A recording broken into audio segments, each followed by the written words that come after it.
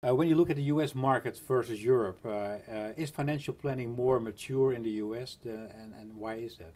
That's my perception, of course. I think it's more mature because individuals are a little more responsible in the U.S. because we have this big 401k system, this big defined contribution system. But over time, I think Europe is going to move in that direction too. So financial planning, for most of them, is more perceived as a high net worth individual's tool. So for the well-off, to calculate the money they have accrued, built up a long time in private banking. But not for the ordinary citizen. Yeah, for our typical workers, they're in a 401k plan and they have to decide how to invest their money and also how much to contribute. So they have the financial planning responsibility right there. So that's why our system, I think, has more financial planning tools. But you mean tools that are being offered by the government or by financial service providers? It's typically financial service providers, the companies that are selling financial products that are providing the tools, and there's a big problem with that. Yeah, what's the problem with that? The problem is that you can't really give independent advice if you're trying to sell products. There's a conflict of interest. I think there should be a sharp line that anybody who is giving financial advice should not be selling financial products, period. And it means also the toolkits or the support tools for financial planning? Yeah, the financial planning support kits should not have any products connected to them. They shouldn't be provided by companies that are selling financial products, whether they be insurance companies or mutual funds. There should be a clear division between products and advice. Yeah, but isn't that a hurdle? Because when you are an ordinary citizen with a small account, taking one savings account and perhaps a small investment account, you would like to have one toolkit from one financial service provider. So, and that's by definition, as you said, biased, or not? Well, you don't need to have a toolkit for advice that comes from a financial planning company. You can have a financial planning software. My company provides that type of software that doesn't have any sales pitch at the end. Okay, so you feel that there is too many toolkits that are really too much linked to the commercial aspects of the product? Yeah, I'm an economist, as you know, and economics has a clear prescription for how to do financial planning and what kind of financial advice people should be receiving. And if you look across the board at the industry in the U.S., they're providing advice that does not square with basic economics. They're providing advice which I would characterize as pretty bad. It's advice geared towards getting people to, in many cases, target to spend in retirement much more than they can actually afford. And then when they see that they can't save enough to get that target, then there's a persuasion to get people to invest in highly risky securities in order to make the target with a higher probability. And people can make the target with a higher probability, but they can also lose everything with a higher probability. And that downside risk is not being displayed to the workers who are making these decisions. So we have a classic kind of bait and switch sales technique here going on, which is hook people onto saving too much when they can't really do it, hook them on to switch them over to investing in high risk but also high cost mutual fund investments. Right. You offer yourself, you developed many years ago a planning tool. There are of course a lot of suppliers of these tools nowadays, either independent or not. You have an independent platform developed for the marketplace. Right. How do you differentiate? What is the difference between, let's say, a financial planning tool of Google versus ES Planner? That's the name, I think, of your product. Yeah, our software is called Economic Security Planner, ES Planner for short. And it's focused on trying to give people a smooth living standard through time. It doesn't ask people to set their own targets for themselves, to plan for themselves. It doesn't give them super high targets that they can't meet. Instead, it says, what are your resources? And if you invest safely, what can you reasonably spend now and through time so that you have the same living standard per household member through time? That's what economics says to do. And it's to solve that problem is rather complicated, and it requires sophisticated software. And Could you elaborate a bit more on the software side? What makes it different? Is it the methodology of calculation, or? Well, you can be financially very literate, but you can't actually necessarily implement a proper consumption smoothing plan because it's far too complicated for the human mind to calculate it. It's not too complicated for a computer that has the right software, that has the right mathematics underlying it.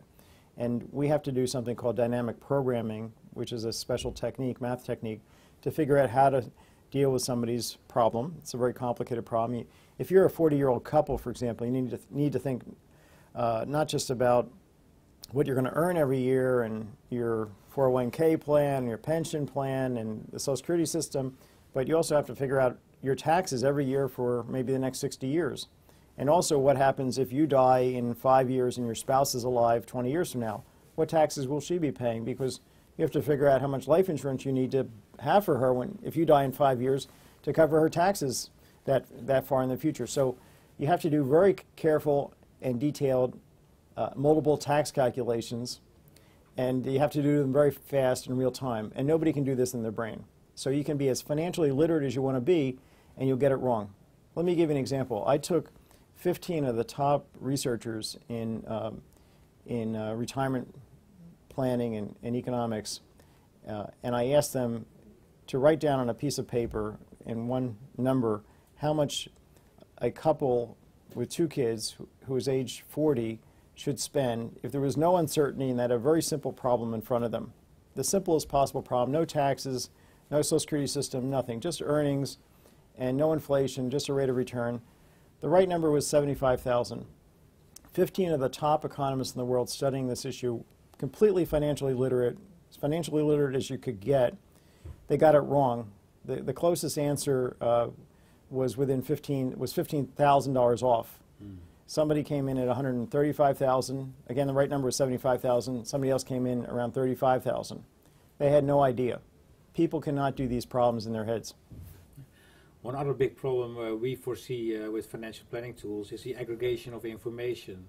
Also here in the Netherlands, there are suppliers of these toolkits, but they are actually in a dilemma that certain service providers like insurance companies or even governmental institutions are not capable or are not willing to supply relevant information to build up the right data to do the planning. Do you see similar problems in the US, and how do you overcome this problem in the US? Well, you need to have, so you're talking about financial data like return histories, is that what you have in mind, or what kind of data? Also your build-up position in your portfolio of investments at certain banks, or accrued or built-up life insurance policies or whatever, that's stored in other silos of the financial service industry. Right. I mean, the industry in general is working on a basis of proprietary information and hiding information and producing in large, to a much too great a degree, products that are fundamentally fraudulent, trying to pull the rug over people's eyes, sell them things that they don't actually need or want, and lie about them. And so we need to have simpler products, much more straightforward products, products that people can understand, and products that are honest. And that's going to require more government regulation. Having financial planning tools that are not connected to product sales is one way to go with respect to planning advice, but requiring banks to disclose exactly what they're holding. If I have a mutual fund with Fidelity, for example, I can look right now, today, and find, or any of the big companies really, what the top perhaps 15% holdings are. But I can't find out all the details of the holdings, and the information is about 3 months late or out of date. So I actually have a mutual fund, I don't even know what I'm really holding. So that's a big problem. We need to have much more disclosure, real-time disclosure, by all these financial companies. Right. So that needs, therefore you need regulation. Yeah. The ability to keep secrets is something the government can control. The government doesn't let a drug company keep secret, whether it's got safe or harmful ingredients. They require to disclose, at least to the Federal Food and Drug Administration, what's in that chemical, in that mix. Yeah. So your ideal picture, to close off these questions, so your ideal picture will be that everybody will be hooked on an independent financial planning system. I think there should be financial planning tools that are not connected to product sales, because otherwise there's a big conflict of interest. Now I have my own conflict of interest in stating this, because I have a company that provides such a tool. But that said, I don't see, the quality of the financial advice being provided is really third rate. It has no connection to economics. The advice is systematically biased towards products that aren't really what people need, and putting them into securities that are too risky relative to what they should be in, I believe. Okay. Thank you very much. Thank you.